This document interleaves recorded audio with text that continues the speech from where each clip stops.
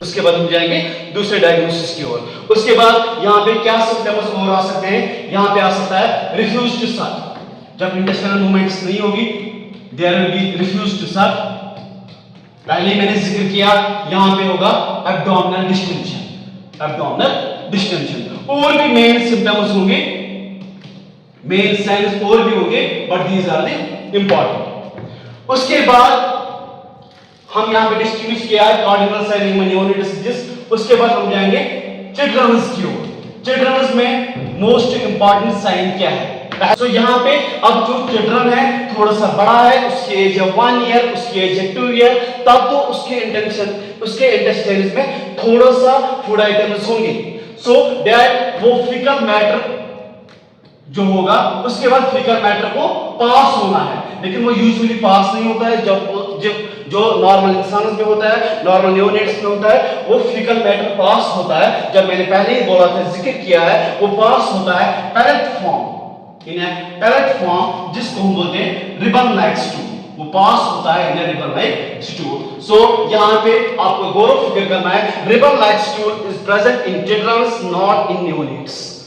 उसके बाद यहां पे भी होगा एब्डोमिनल डिस्टेंशन या अदर सिम्टम्स यहां पे भी हो सकते हैं। उसके बाद हम जाएंगे डायग्नोसिस की ओर कि हम ये अब डायग्नोस कैसे कर सकते हैं Hirschsprung's disease. Diagnostic evaluation, diagnostic evaluation में main diagnosis gold standard for Hirschsprung's disease, या जिसको हम बोलेंगे कंफर्मेटिव टेस्ट, या जिसको हम बोलेंगे कंफर्मेटिव टेस्ट। यहां पे कंफर्मेटिव टेस्ट कौन सा हो सकता है? यहां पे कंफर्मेटिव टेस्ट होगा rectal suction biopsy. Rectal suction biopsy will be the confirmative test of ganglionic megacolon।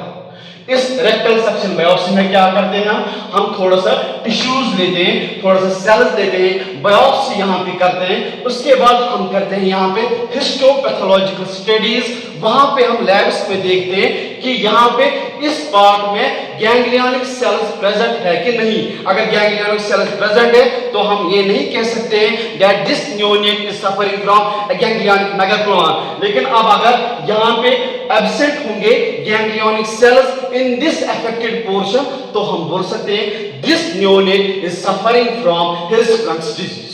उसके बाद दूसरा डायग्नोसिस यहां पे आ सकता है, हम यहां पे कर सकते हैं physical examination. Physical examination usually हम यहां पे करते हैं पाल्पेट हम यहां पे करेंगे। कौन सा एरिया पाल्पेट करेंगे?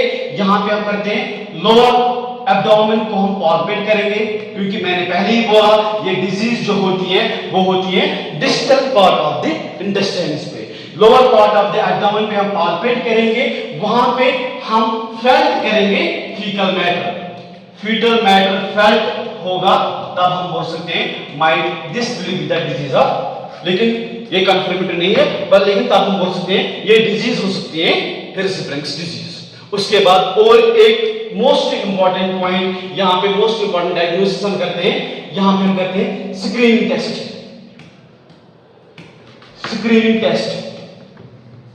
स्क्रीनिंग टेस्ट में हम क्या करते हैं? यहां पे हम डिटेक्ट करते हैं मोटिलिटी। यहां पे हम डिटेक्ट करते हैं मोटिलिटी। यह हम किससे डिटेक्ट करते हैं?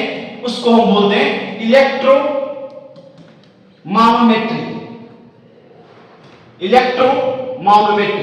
सो electromanometry is the screening test of, जिसके वजह से हमें पता चल सकता है मोटिलिटी, इंटेस्टाइनल मूवमेंट है कि नहीं। उसकी वजह से भी हमें पता चल सकता है कि ये पेशेंट, ये न्यूनेट जो होगा ये सफर हो रहा है हिर्शस्प्रेंग्स डिजीज और not. So this is the screening test of Hirschsprung's disease. But यहां पे क्वेश्चन मार्क्स में ऐसे भी आ सकता है which among the following is screening test of Hirschsprung's disease. वहां पे दो ही ऑप्शन हो सकते हैं। Number first one is electromanometry, number second is rectal suction biopsy. उस टाइम सक्शन बायोप्सी की ओर नहीं जाना है, उस टाइम आपको इस ऑप्शन को टिक मारना है, that is electromanometry, that is confirmative test and this is screening test of Hirschsprung's disease. उसके बाद हम जाएंगे मैनेजमेंट की ओर, उसके बाद हम जाएंगे मैनेजमेंट की ओर। यूजुअली यहां पे मैनेज हम कैसे करेंगे, क्योंकि यहां पे प्रेशर बहुत ज्यादा, लोड बहुत ज्यादा होता है लार्ज इंडस्ट्रीज पे, वो बहुत ज्यादा एनलार्ज होते हैं क्योंकि उसमें फीकल मैटर प्रेजेंट होते हैं। सो यहां पे हम पहले करेंगे daily rectal examination. Daily rectal examination, यहां पे हम एडमिनिस्टर करेंगे नॉर्मल सलाइन। यहां पे हम एडमिनिस्टर करेंगे नॉर्मल सलाइन, ताकि थोड़ा सा इवैक्यूएट हो जाएगा फीकल मैटर और वहां से हम अवॉइड कर सकते हैं ऑब्स्ट्रक्शन, ताकि यहां पे जो ऑब्स्ट्रक्शन यहां पे होती है बिकॉज ऑफ फीकल मैटर वो थोड़ा सा कम हो जाए, या समटाइम्स अवॉइड होती है, या बहुत कम होती है फीकल ऑब्स्ट्रक्शंस। क्लियर? उसके बाद first of all daily rectal examination, उसके बाद हम जाएंगे सर्जिकल मैनेजमेंट की ओर। उसके बाद हम जाएंगे सर्जिकल मैनेजमेंट की ओर। मेन यहां पे सर्जरी का मकसद हमें होता है, यहां पे सर्जरी का मकसद होता है जो अफेक्टेड पोर्शन होगा उसको हम रिमूव करेंगे, उसके बाद जो पोर्शन बच जाता है उसको हम करेंगे एनास्टोमाइज। एनास्टोमाइज का हम बोलते हैं कनेक्ट करेंगे दो पार्ट्स को, ताकि वहां पे बराबर एलिमिनेशन हो जाए। सो यहां पे हम सर्जरी करेंगे दो स्टेप्स में। यहां पे हम दो स्टेप्स में हम सर्जरी करेंगे।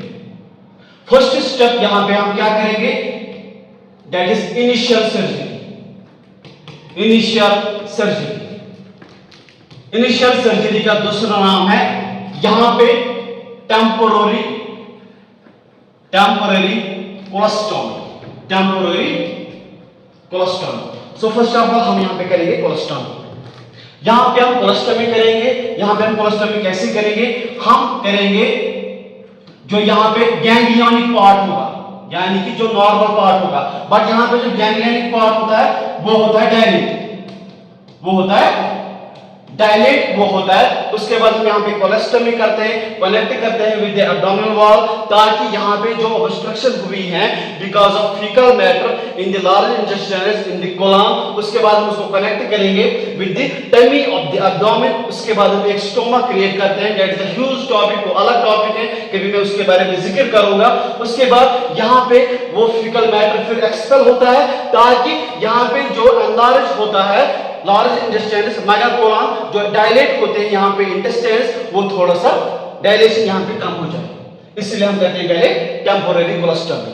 उसके बाद टेम्पोररी कोलोस्टोमी के बाद after almost 6 to 8 months, almost 6 to 8 months after temporary colostomy, उसके बाद हम जाएंगे कहां की ओर, दूसरे सर्जरी की ओर, जिसको हम बोलते हैं रिकंस्ट्रक्टिव सर्जरी।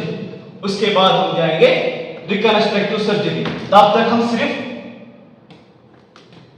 टेम्पोररी कोलोस्टोमी करते हैं।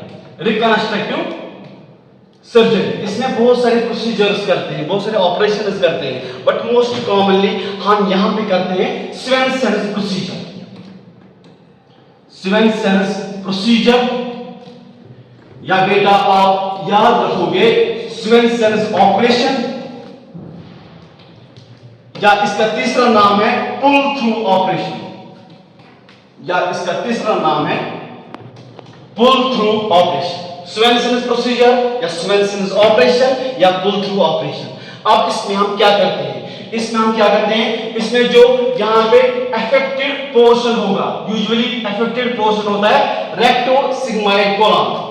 अफेक्टेड पोर्शन जो होगा उसको हम कहते हैं रिमूव।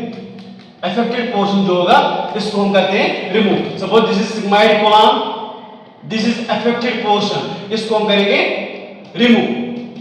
उसके बाद यहां पे जो बच जाता है, यहां पे फिर उसके बाद होता है डिसेंडिंग कोलन। इस डिसेंडिंग कोलन को हम करते हैं पुल। इस डिसेंडिंग कोलन को उसके बाद हम कहते हैं पुल थ्रू, या सिंपली हम बोल सकते हैं इसको हम करेंगे एनास्टोमाइज। मिलाएंगे इन दोनों को, एनास्टोमाइज करेंगे कहां की ओर, एनस की ओर। रेक्टोसिग्मोइडल कोलन अगर इफेक्ट हो गया उसको हम रिमूव करेंगे। उसके बाद जो पार्ट बच जाता है यहाँ पे लार्ज इंटेस्टाइन उसको हम करेंगे एनास्टोमाइज, उसको हम करेंगे कनेक्ट विद द एनस। उसके बाद हम करेंगे surgery. This is known as reconstructive surgery और this is treatment of Hirschsprung's disease. Hope you understood. Okay, अल्लाह हाफिज।